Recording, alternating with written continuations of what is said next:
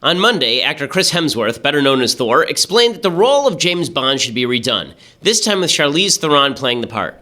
Theron is the star of the soon-to-be-released Atomic Blonde, a Bond Jason Bourne female knockoff. She embodies every ounce of strength and nobility and dignity and integrity the character should have, Hemsworth explained. She's smart as hell. She's physically able. You know, watching her in those fight scenes in Snow White and the Huntsman, doing it in high heels, by the way, an 8-foot-long gown, was even more impressive. And I just think, why not? It's time.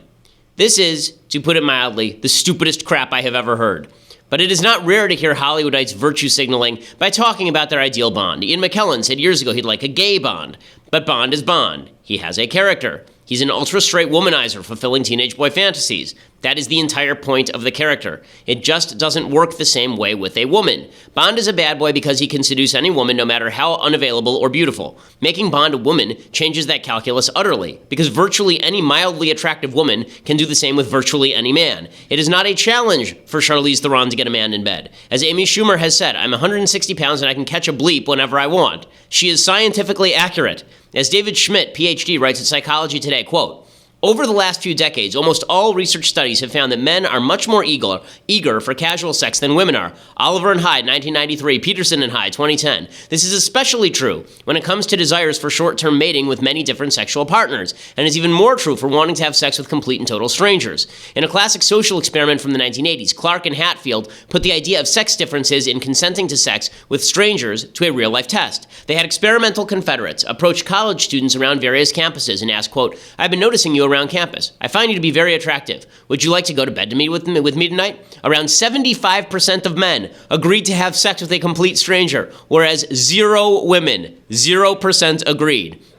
In terms of effect size, this is one of the largest sex differences ever discovered in psychological science. Okay, folks, this is not sexism. It is science. Furthermore, there is always going to be a necessary suspension of disbelief while watching Charlize Theron, who might be 120 pounds soaking wet, beat up guys twice her size. Watching Daniel Craig, who's probably 170, do the same isn't quite the same thing. There are plenty of great female action parts. Theron might well play one in Atomic Blonde, but hijacking classic characters and having them switch genders and or sexuality destroys the characters. There's a decent case for Idris Elba as Bond. Color doesn't change the math for Bond's character. There is no case for Theron or any other woman to be James Bond. Just stop it. You're being an idiot. I'm Ben Shapiro. This is The Ben Shapiro Show.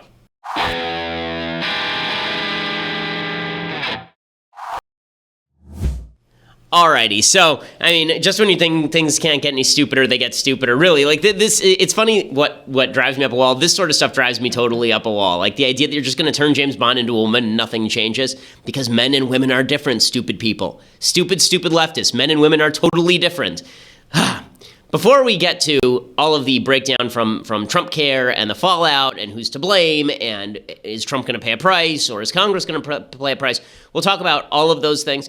Plus, I want to get to Jake Tapper taking on Linda Sarsour, which is really quite wonderful. We'll get to all of those things. And I'll give you the update, by the way, on a prospective intern that we will be interviewing, hopefully, in the next 48 hours. But before we do any of that, I want to say thank you to our sponsors over at ZipRecruiter. With ZipRecruiter, if you want to get interns, not by actually actively soliciting the children of crazy feminists, but actually by getting just the best employee who's available, then at ZipRecruiter you can post your job to 100 plus job sites with just one click, and then their powerful technology efficiently matches the right people to do your job better than anyone else. ZipRecruiter is different. It doesn't depend on candidates finding you, it finds them. 80% of jobs at ZipRecruiter get a qualified candidate in just 24 hours. We use ZipRecruiter here at the show. Find out why ZipRecruiter has been used by businesses all over the country to find the most qualified job candidates. And right now, if you go to ZipRecruiter.com for free and you use /dailywire, ZipRecruiter.com /dailywire for free, you can post jobs right now. ZipRecruiter.com /dailywire. Once more, to try it out for free, ZipRecruiter.com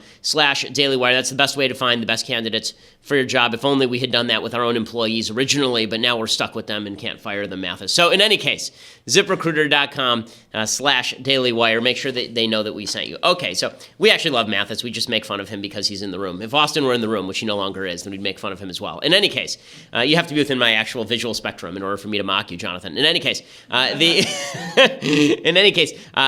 might as well give you the quick update on feminist son Intern because that was making some news last night. So as you recall, last Friday, I talked about this lady named Jodi Allard. Jodi Allard wrote a piece in the Washington Post, and then she wrote a follow-up piece at some no-name website where she talked about how her sons were potential rapists because they had the penis. And that means that if you have such a thing, this means that you are a potential rapist, according to Jody Allard. So I said that I would offer her son an internship to help him escape the clutches of evil mom. And last night, Independent Journal Review, of a friend of ours named Pardicella, who used to work over at Daily Wire, she did a story about this. She actually contacted Jody Allard's son and found out that he was interested in an actual internship with us. So he sent a resume to her. She forwarded it on to us. Last night, Jody Allard, obviously out of the loop, tweeted at me and said, "Is this internship stunt just a stunt? We haven't heard anything from you." To which I replied, well, obviously you don't talk to your son, who you call a prospective rapist, all that much, because he sent us a resume and I have it right here on my desk. So hopefully we'll be talking to Jared, which is the name of her son, sometime in the next 24, 48 hours. We're seeing if we can work out that phone call right now. We'd love to work something out with him. Obviously the skill set has to match, but if it is even a remote match, we'll find some way to work with him, because anything to get some money so that he can escape that house, because horrifying. Okay, so that is the update on that particular story. In other news, the Trump Care bill went down yesterday. It went down because Mike Lee and Jerry Moran from Kansas and Susan Collins from Maine and Rand Paul all said they were not going to vote for it. And that means that a bunch of people on the right are now blaming these folks for the collapse. Now, it's fair to blame Susan Collins, because Susan Collins was never going to vote for any sort of Obamacare repeal. She likes Obamacare. It is not fair to blame Mike Lee or Rand Paul. Rand Paul, there's been suggestion that Rand Paul never votes for things because that's just his shtick.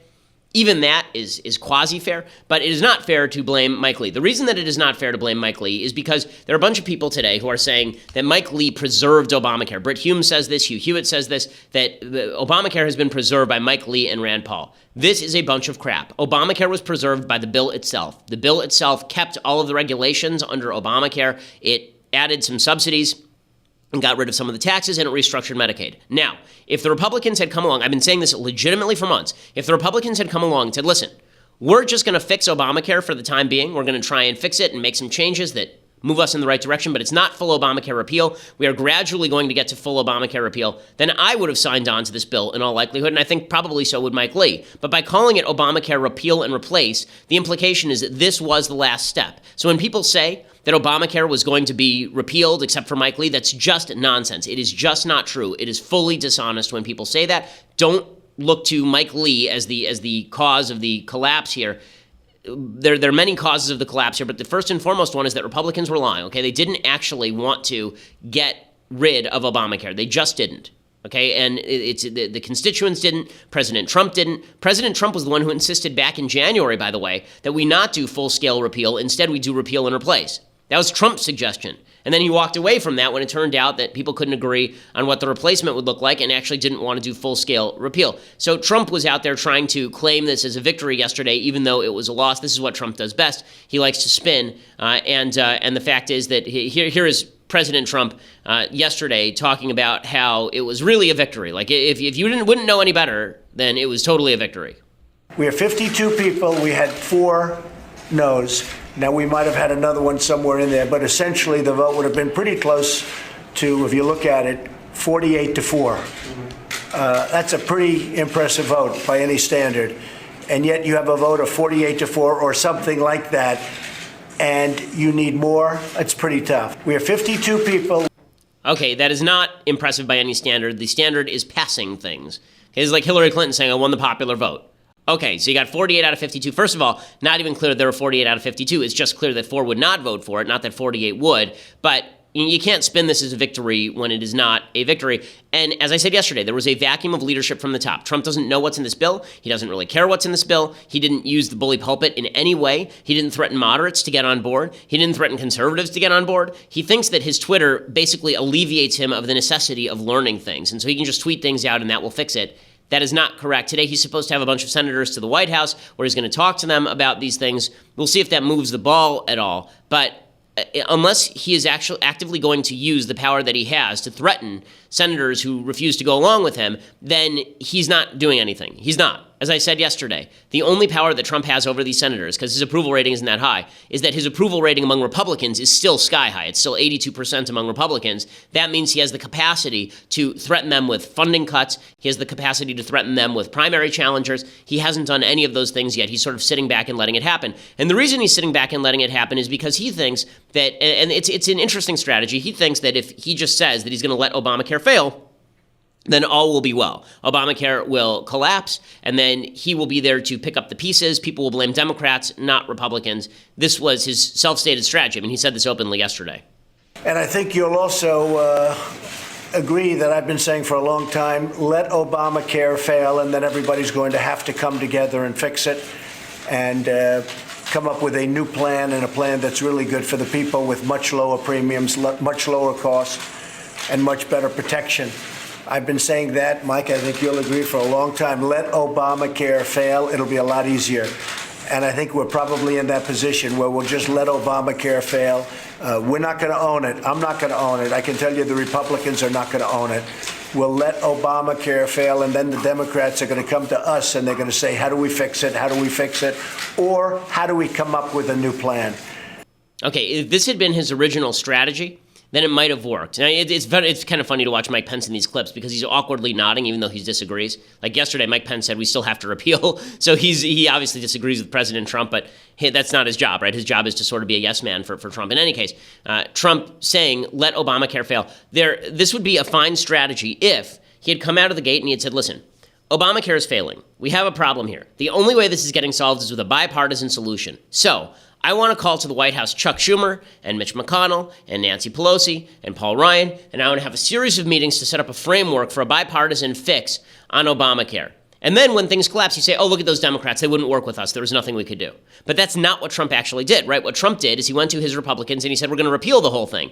That didn't happen. Then he said, we're going to repeal and replace the whole thing. That isn't happening. So now it looks like he's just making excuses and blaming Democrats. That's actually what it looks like, okay? Again, there was a way to do this where you didn't actually put your handprint on Obamacare. It's sort of, here's the situation. The sword is in the stone, right? The Obamacare sword is in the stone. That is the status quo. The sword is in the stone.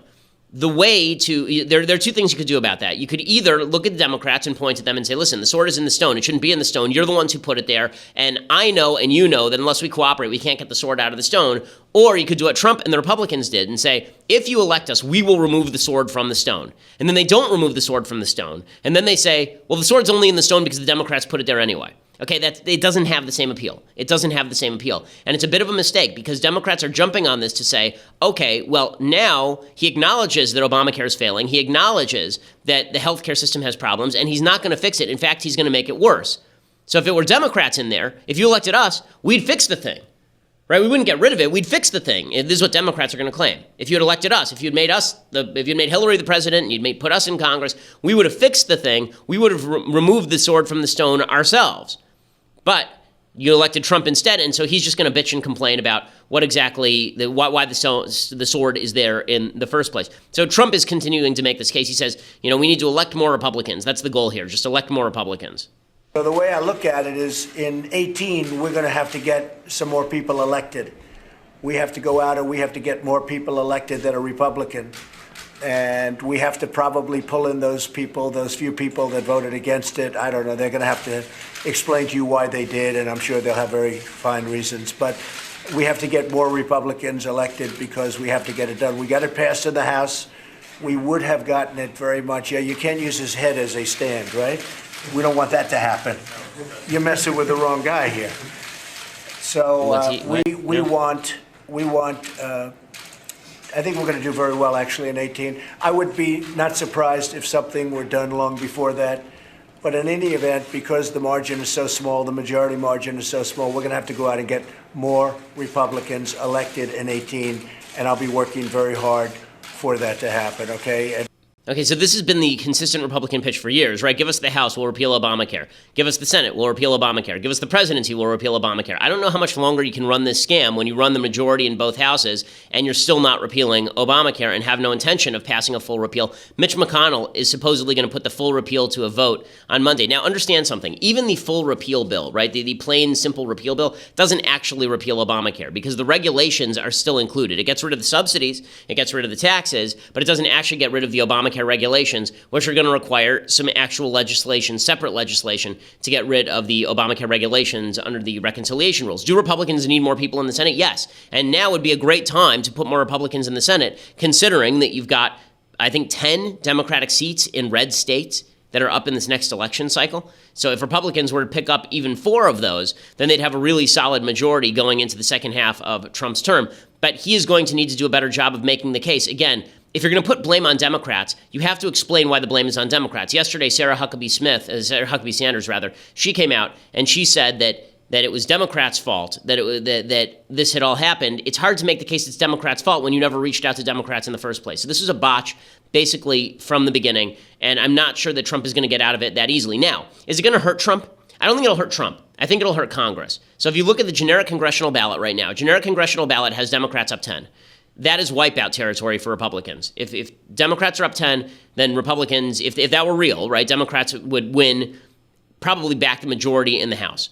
Unclear what would happen in the Senate because Senate races are different, but they'd be in good shape to win back the majority in the House. There's one poll statistic that's great for Trump in this, which says that the 20% of Republicans who are most enamored of Trump are highly likely to vote, more likely to vote than the 20% of Democrats who really hate Trump. The question is about the lukewarm Republicans, and what do those lukewarm Republicans think about all this? Are they feeling good right now? Are they feeling enthused right now? So I think what you're going to see is President Trump go back to bashing the media, because if legislation is hard, bashing the media is easy. He can do it unilaterally. He can do it by himself. The base loves it. He's going to run against the media in 2018, even if there is nothing else for him to run on. Meanwhile, the Democrats are going to say, listen, Republicans refuse to even make basic fixes. There's talk that Trump is going to remove some of the subsidies for the Obamacare exchanges and exacerbate the death spiral in order to bring Democrats to the table. Democrats are saying, well, that's mean and that's cruel. So their case is going to be, listen, we all know the thing is flawed, but only one party here wants to actually fix it, and it's not the Republicans, who won't even repeal and replace. Right? That's exactly what Bernie Sanders is saying. He's saying Trump wants millions of people to suffer. Well, my response is, last I heard, Trump was the president of the United States, the leader of our country. Republicans control the House and the Senate. And it is beyond comprehension. All I know, it's, we keep saying this about Donald Trump, but it is beyond comprehension that you have a president who basically wants millions of people to suffer, so he thinks that he can win some political points. Okay, the problem is that what Trump is saying runs directly into the teeth of this. Okay, when Trump says, let Obamacare fail, and then Sanders goes out and says, when he says, let Obamacare fail, what he means is he wants millions of people to die. Right? When he says that, it has a little more credibility than it normally would, because he's not offering any alternative, right? And this is the big problem here. Chuck Schumer says the same thing. He says the Republican plan is going to kill the patient. Obviously, this is exaggerated language. Obviously, he's wrong. Obviously, he's lying. It's amazing. If the Republicans had just repealed this thing, we'd go back to status quo ante, which was no Obamacare when 92% of Americans had health insurance. Right? So the fact is that the vast majority of Americans always had health insurance. It's not that Obamacare saved millions of people or anything, but that's the case Schumer is trying to make. In fact, passing repeal and having it go into effect 2 years later is in many ways worse than the Republican health care bill that was just rejected by my Republican colleagues. It's like if our health care system was a patient who came in and needed some medicine. The Republicans proposed surgery. The operation was a failure. Now Republicans are proposing a second surgery that will surely kill the patient. Medicine is needed, bipartisan medicine, not a second surgery. Okay, and this is why it was important to have a clear strategy going in, not because Schumer is anything but a liar. He is an absolute liar. As evidence to Chuck Schumer's a liar, yesterday he tweeted out that anti-Zionism is anti-Semitism. This is a guy who endorsed for the leadership of the Democratic National Committee Keith Ellison, a devotee of Louis Farrakhan, who has said multiple anti-Semitic things in the past and hung out with anti-Semites. Yeah, Chuck Schumer is a pathological liar on politics, but this is a game, and you have to know how to play the game. And the Democrats right now are outplaying the Republicans, even from a minority position. It is amazing to watch how incompetent the Republicans are about all of this. Well, before we get to some more news about Trump, there's some polls out that show how Trump is going to run in 2020, and we'll talk about that in just a second. But before we get to that, I want to say thank you to our sponsors over at Stamps.com. So if you're tired of waiting in line at the post office, you just don't have time to go over there and wait for the stamps and get your mail weighed, you just want to do it straight from the office, you didn't go over to the grocery store, you don't have stamps, what do? You go over to Stamps.com, and you can print the stamps out directly onto a piece of paper, tape it to your envelope, directly onto the envelope, you can print it, or onto a sticker, and they will send you right now over at Stamps.com. If you use the promo code Shapiro, you go to the microphone at the top of the homepage and type in Shapiro, then they will send you a digital scale so that you can even weigh your mail and know exactly how much it's going to cost to send things. They will send you, it's a 4-week trial, free, plus postage and a digital scale with no long-term commitments when you go to Stamps.com, promo code Shapiro. Never go to the post office again. Even if you like the post office, you don't want to spend time there. So go over to Stamps.com and use that promo code Shapiro when you click on the microphone at the top of the page. It'll automatically calculate. Again, they send you that 4-week trial, plus postage, digital scale, no long-term commitments. Great service. Make sure that you check it out and use that promo code Shapiro so that they know that we sent you. Okay, so with the Democrats claiming that Republicans are waiting in the wings to murder people, you would think that that not only would the Republicans be in trouble in Congress, they'd be in trouble in the presidential polls. And indeed, if you look at the latest poll from Public Policy Polling, yes, it's a Democratic polling firm, and yes, these polls don't mean a lot when they're far out, but it's kind of interesting to look at it. The fact is that right now, if Trump ran against most of the major Democratic candidates, he would lose. So they talked to 836 registered voters. They said that a majority wished that Obama were president versus Trump, and a minority wished that Hillary were president instead of Trump, although she has worse approval ratings than Trump does. But the ones that matter is that against Joe Biden, in a hypothetical matchup against Joe Biden, he would supposedly lose 54-39. Against Bernie Sanders, 52-39. So before everybody says, well, polling is just terrible, polling is always wrong, the national polling, the state polling was off in the last election cycle. The national polling was not off. The national polling was on. So before you say to me all polls are worthless, it is not good when the current president of the United States, who's in for, he's only been in for 6 months, this should be the high point of his term, he's already losing to Joe Biden and Bernie Sanders, combined age 2,309 by double digits. He's apparently losing in a hypothetical contest with Elizabeth Warren. That one I don't believe. Cory Booker, 45-40, Kamala Harris, 41-40. Now, this should be a tip to Democrats. This is what's truly fascinating about where the Democrats are. So I keep talking about the problems Republicans are having, which makes sense since they're the governing party and they're not good at it. But the problems the Democrats are having are so much worse. They're so much worse than the problems Republicans are having. Yes, Republicans are bad at everything except for increasing military spending and tax cuts. Those are the only two things that Republicans are good at because they have no consensus on anything else. But the Democrats have not figured out what exactly their party is about. Is their party about big government socialism, the sort of cross-cultural socialism of Joe Biden or Bernie Sanders, or are they still so in love with the memory of Barack Obama that they're going to pursue intersectionality down to its root? Look at those poll numbers again, because this is what's fascinating. Not that Trump's going to lose to all these people, because, it doesn't mean anything. We're too far out. But look at the contrast. Joe Biden, 54. Bernie Sanders, 52. Warren, 49. Booker, 45. Kamala Harris, 41. Which one of those names has been the hottest in the Democratic press lately? Kamala Harris, right? The senator from California, the first-term senator from California. Why? Not because she's good at her job. She's unbelievably crappy at her job, just like she was unbelievably crappy at being attorney general in my state. But why do they like her? Because she is a black woman. And this means that she has checked 2 of the intersectional boxes. For people who don't understand what intersectionality is, basically intersectionality suggests that all of American society was designed to privilege white males, and that there is an intersectional hierarchy of people who have been victimized by American society whose credibility cannot be challenged when they talk about how America needs to change. So at the very top, you have LGBT folks, and then you have black women, and then you have black men, and then you have Hispanic women, and then you have Hispanic men, and then you have Asians, and then you have Jews, and then finally, way down at the bottom, you have white males, right? Muslims rank somewhere between blacks and LGBT folks. So this is the intersectional hierarchy. the Democrats have decided that it is more important for them to cobble together a coalition of the dispossessed, right? A coalition of the angry, than it is to actually come up with a message that appeals to a broad swath of Americans, which is why they ally with people like Linda Sarsour. It's why they push people like Keith Ellison. They've doubled down on identity politics because they believe that the demographics of the country are moving in their direction, and if they continue to alienate white voters, it won't make a difference.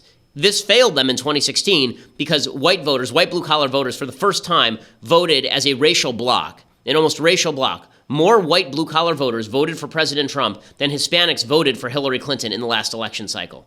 Okay, white voters voted as an intersectional hierarchy group in reverse. Okay, but Democrats are still doing this. And so when you look at the actual, there should be a hint to Democrats, but they're too stupid to take it. And when you look at the candidates who are most likely to succeed against Trump, it is candidates like Joe Biden, a white male, Bernie Sanders, a white male, Elizabeth Warren, a white woman, and then you go down the list and you get to black man Cory Booker and black woman Kamala Harris. So precisely the opposite of what the intersectional hierarchy would suggest would be a successful strategy is what would work, and that's what Democrats are rejecting. Democrats are much more interested in focusing in full scale on which person can we pick who is going to please minority communities, even if they have no broad-based appeal, like Kamala Harris. Pretty amazing stuff, but Democrats are not going to take that advice, and we're going to talk about that in just a second. But for that, you're going to have to go over to Daily Wire. So for those who don't know, this is a video show, not just an audio show. You can watch the first 15 minutes live at Facebook, but if you want to watch the entire thing live, you have to go over to dailywire.com. $9.99 a month gets you a subscription. It also gets you access to our mailbag, so your questions shall be answered and your life made better. It also means that you get to view Andrew Klavan's show live every day, except for Friday. You get to be part of his mailbag, which I believe he's doing today. So you check that out over at dailywire.com. You can even see the brand new Michael Knowles show. When's that coming out? Monday? I think following Monday. So a week from Monday, the Michael Knowles show, God help us, will be premiering, and you'll be able to view that live over at dailywire.com. If you want a full subscription, annual subscription, you also get the website ad-free, by the way, then you will, for $99 a year, for an annual subscription, you get this magnificent, unbelievable, tremendous, unbelievable, spectacular, beautiful, beautiful mug. Okay, this tumbler right here that says upon it, leftist tears, hot or cold, from the Daily Wire. You will enjoy annoying your friends with it. It is also really, it's a quality piece of, I don't even know what this is made of, ceramic. It's really fantastic. So it is dishwasher safe. It is incredible. So you get that with an annual subscription. So go over to dailywire.com right now and check it out, or go over to iTunes or SoundCloud later, and you can listen to the show. Make sure you leave us a review and subscribe. We always appreciate it. We are the largest conservative podcast in the nation.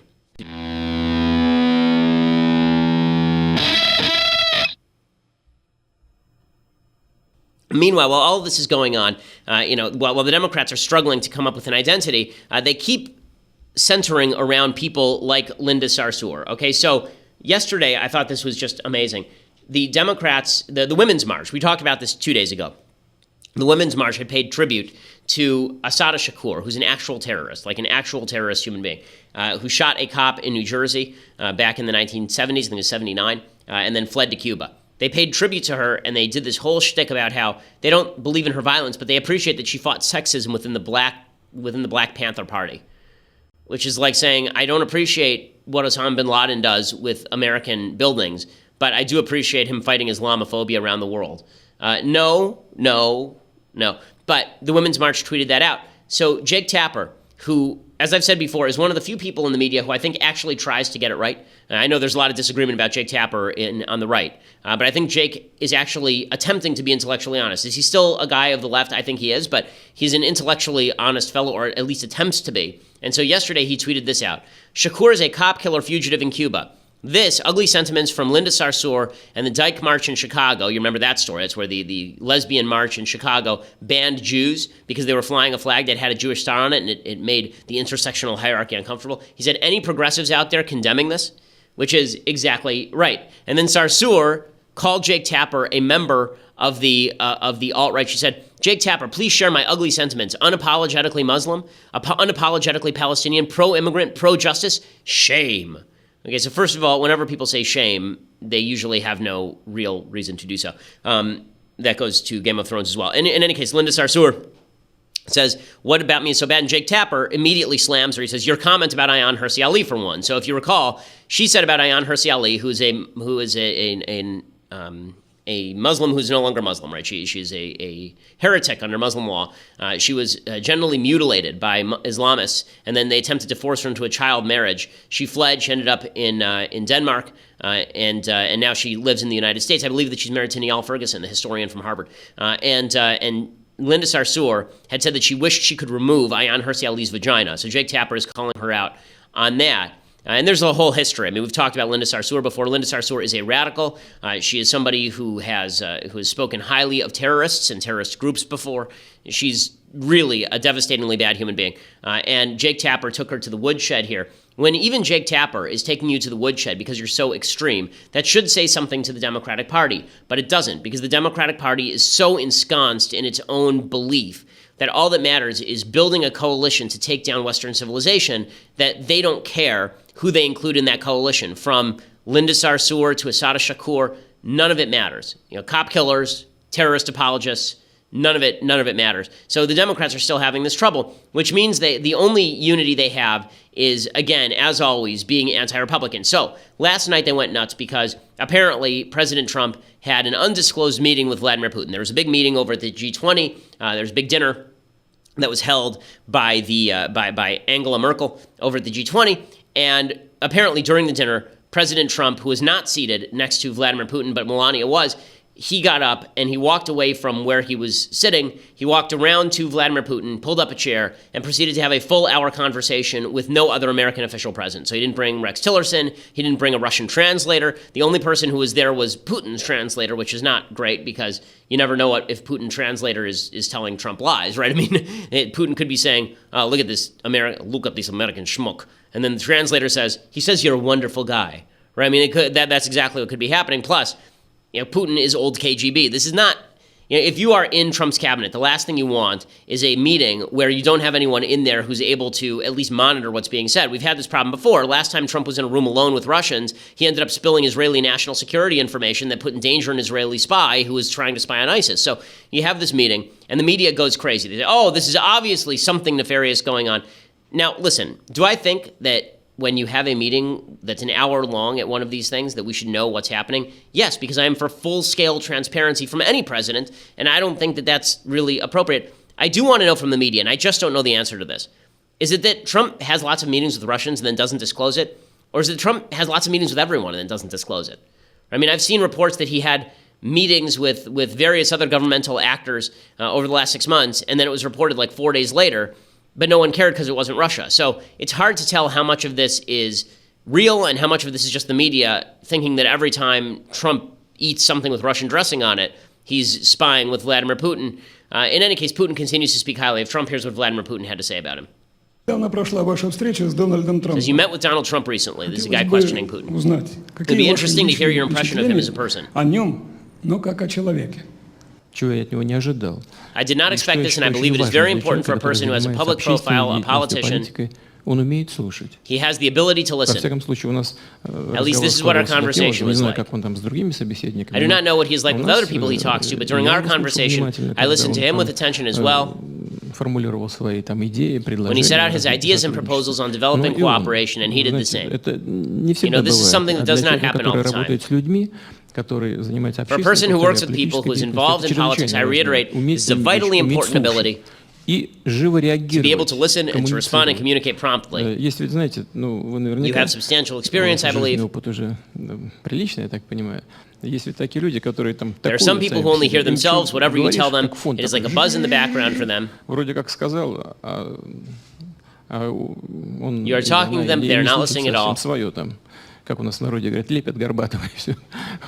The current U.S. president is different. He responds to what his interlocutor says, to the arguments and responds to them. Okay, so in other words, Putin is trying to butter up Trump. That's the way that you do it. This is why you don't want to have these meetings alone. Trump tweeted out that the media is making a big deal out of all of this, and I tend to believe that Trump is correct about this. He says, fake news story of secret dinner with Putin is sick, in quotation marks. I mean, he might be right about this, but he really needs to learn how to use scare quotes. That's not how they work. It says, all G20 leaders and spouses were invited by the Chancellor of Germany, press knew. Well, to be fair, the press wasn't saying that the meeting itself, this dinner was secret. They were saying that he never disclosed that he talked with Putin for an hour. The White House released a statement saying it was a brief meet and greet. People in the room say it was an hour. So there's still details to come out. But the media is going to continue jumping all over the Russia thing and playing up every little thing, which means that Trump should be careful here because, if you want to win, then you might want to just be careful about how you conduct yourself. There's no reason to give the other side this much material on a day in, day out basis. So, final conclusion here with regard to Obamacare and where it is going. I don't think that what happened with Obamacare is going to damage Trump. It is very obvious that the Republican press are not interested in going after Trump in any way because the constituency for Republicans is still much more enamored of Trump than with Republican congresspeople. Republican congresspeople are still much more unpopular than Trump, so you're seeing a motivated attempt by the media on the right to guard Trump from the blowback. That means that Trump has the power to push something through. He doesn't have to. I think what's more likely to happen is Trump is likely to continue shilly-shallying around, not really taking a solid position on Obamacare. Nothing gets passed. Republicans get blamed in the Congress. Trump separates himself off, and then he works with Democrats. I think that is the most likely thing, but you never know, right? It's all unpredictable. I do not know that his strategy of let it all fail and then Republicans won't pay for it is going to work, however. Okay, we're going to get to some things I like and some things I hate. But first, I want to say thank you to our sponsors over at Upside.com. So, if you travel for business, Upside.com is the best travel site that you can find. They bundle together your flight and your hotel. They give you all sorts of options if you fly into a different airport, if you go to a different hotel, if you come in at a different time. And they get you the most inexpensive options available on the market. You will save money by bundling those flights and hotel together for one price. And then they also reward you with a gift card to places like Amazon every single time you buy a trip. So you get the benefit, your company gets the benefit of the cheaper flight and hotel, and you get the benefit of the Amazon gift card, which comes directly back to you. It is the real deal. Try Upside.com. When you use promo code BEN, you are guaranteed to get at least a $100 Amazon gift card for your first trip. That is code BEN to get a $100 gift card for free with minimum purchase required. You can see the site for complete details. They are really just fantastic. You can get not only the cheapest and least expensive thing. Like, I travel for business all the time. We use Upside.com, and they get you the best options available. Plus, we get the Amazon gift cards, which is pretty great. So go to Upside.com and use that promo code BEN for the guarantee. Use the promo code BEN, and you get a $100 gift card, Amazon, your very first trip with minimum purchase. Use that promo code BEN so that they know that we sent you as well. Okay, time for some things I like, and then we'll do some things that I hate. So, things that I like. So Martin Landau died this week, which is really sad. Martin Landau is a really charming actor. For some reason, I always used to get him mixed up with Leonard Nimoy, but they're very different actors. Martin Landau is a much more versatile actor than Leonard Nimoy. He was in a lot of stuff. The thing that I grew up with him in was Mission Impossible. So when I was growing up, my parents used to rent for us old TV shows. They didn't actually let us watch a lot of the current TV because it was too sexualized. So they would go out and they'd rent old episodes of The Waltons. We'd go down to Eddie Brandt's Saturday Matinee, which is the greatest video store in human history. We'd go over there and we would get old, they had like full seasons of The Waltons and Mary Tyler Moore and the Dick Van Dyke Show. So we grew up on all that TV. And one of the shows that I used to watch, they used to also show reruns of it, so I used to get up and watch them, was Mission Impossible, the original Mission Impossible, which is much better than the movies. So a lot of people like the movies. The movies have nothing to do with Mission Impossible, basically. They kept the name, and then they have nothing, like the entire premise of Mission Impossible was all these clever plots. And most Mission Impossible now is Tom Cruise, which is Jack Reacher, which is Top Gun, which is, it's Tom Cruise just being an action star and running around leaping off buildings. That was never the Mission Impossible thing. The Mission Impossible thing was always you have a team that's working and then very little of the jumping off buildings action sequences. It was much more driven by, can they create a plot to prevent something bad from happening. Here is the original trailer music from Mission Impossible. You'll see Martin Landau. His shtick was that he was always dressing up as somebody. So every episode, he'd put on a wig or he'd put on like a fake nose, and then he would just take it off and be like, ooh, Martin Landau is dressed up as something. It's fantastic. So here is the original Mission Impossible.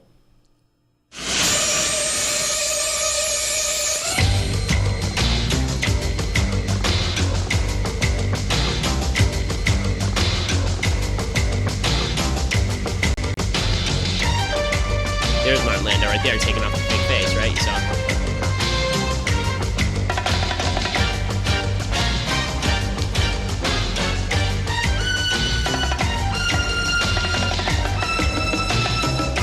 Peter Graves was the original. Remember, the stars in the movie too. Martin Landau, beautiful Barbara Bain, Greg Morris. It's a great show. So if you can go watch some of the old episodes, it's really, really good. He also had a long career in Hollywood. He did a lot of pretty good movies. He made his first major film appearance, you'll remember, in North by Northwest, who was the right-hand man of James Mason, who is the major criminal in that.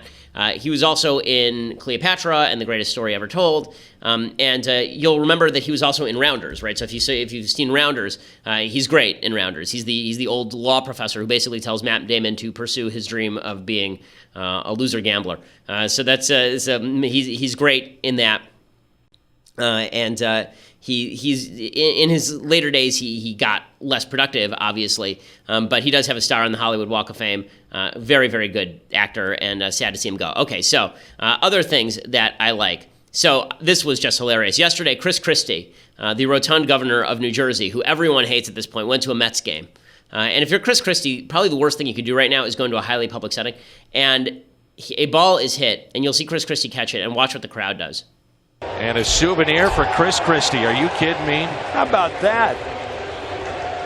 You just noticed him. Boy, are you hot, I'll tell you. You just noticed him between innings. Right, so here comes the pop fly. It comes down. He gets a ball, left-handed catch. And Christie just reaches out and catches it. Actually, a pretty good catch by Chris Christie, right? He just reaches out and he catches it. Nice to see. Doesn't matter. Still gets booed because he's Chris Christie, which is just epic. So you got to love that about the Mets crowd. I am not the biggest fan of New Yorkers as a general matter, but that is pretty spectacular. So well done, New York Mets fans. Kind of love it. Okay, time for a couple of things that I hate. So the first thing that I hate is that late on Monday, the Trump administration certified to Congress that Iran has been meeting its necessary requirements under the Joint Comprehensive Plan of Action. This would be Obama's Iran deal. As you recall, President Trump promised that day one he was going to pull out of the Iran deal. On the very first day, he was going to pull out of it. It is still operative, and he has now twice certified that Iran is in compliance. The problem with that is that the Iran deal specifically allows them to continue operating without sanctions. It continues to allow them to develop their centrifuges at a certain rate.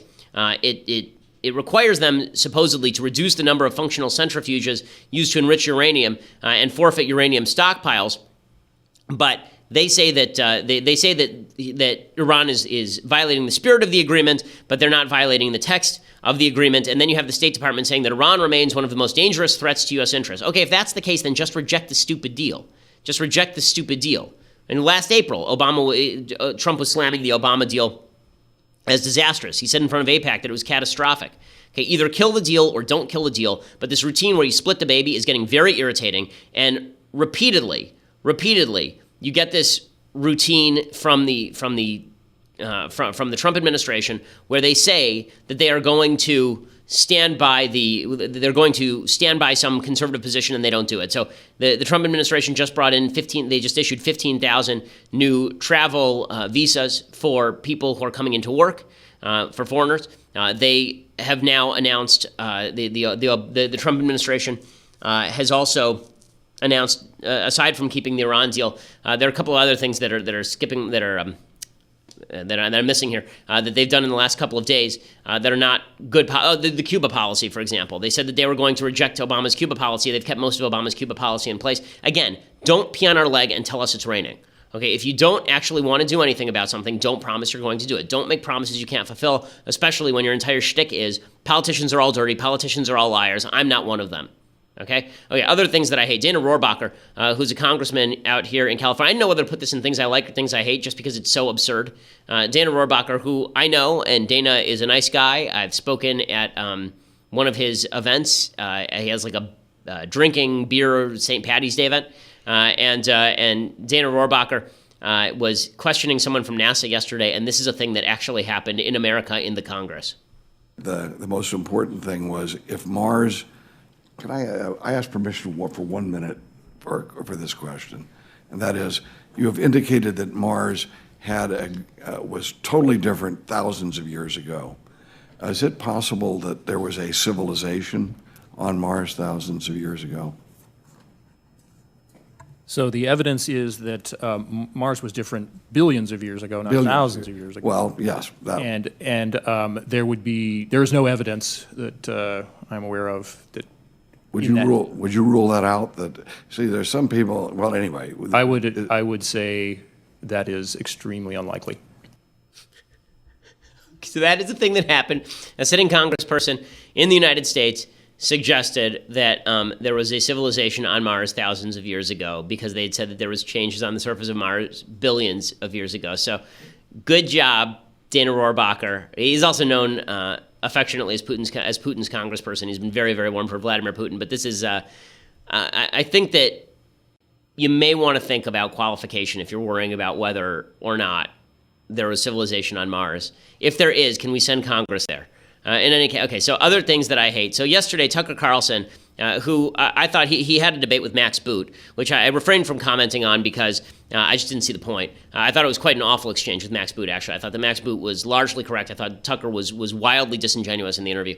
I think Tucker's really good at his job. I think he's really talented, but I think that he's demagogic in his approach in many of these cases. He laughs off any legit criticism of him. He insults the person that he's talking to as a peremptory measure, and then he starts doing the hysterical laugh at the end of his show if he doesn't want to talk about something. Again, he has such talent. I wish that he would put it to better use than saying that Russia is not in the top 5 threats against the United States in an attempt to kind of mimic Pat Buchananism. Now, moving further and further to the paleo-con right, he had on Max Blumenthal the other night. Max Blumenthal is legitimately one of the scummier people in American politics. I mean, just a pig. Somebody who used to attack Andrew Breitbart regularly, lie about him. Max Blumenthal is a self-hating Jew. He's an ethnic Jew, but he has absolutely nothing to do with Judaism. He wrote a book called Goliath that's been widely panned, in which he repeatedly compares Israel to the Nazis, which is about the most insulting thing that you can do to both Israel and Jews generally. He is a pig, just a disgusting, disgusting radical human being. And Tucker has him on the show. Why does he have Max Blumenthal on the show? Because Max Blumenthal agrees there's nothing to this Trump-Russia stuff. So it's very important that you give a platform to one of the worst people on planet Earth in order so they can talk about it.